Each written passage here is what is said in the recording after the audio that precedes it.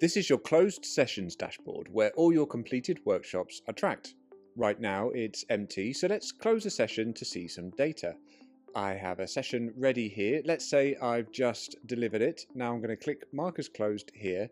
I'll check whether all the information is correct and then click on Close Session.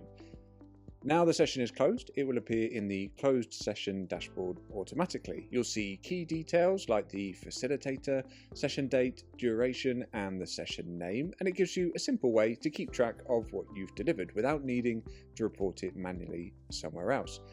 Now, as you continue completing sessions, your dashboard builds up over time. Here you can see a dashboard with multiple closed sessions.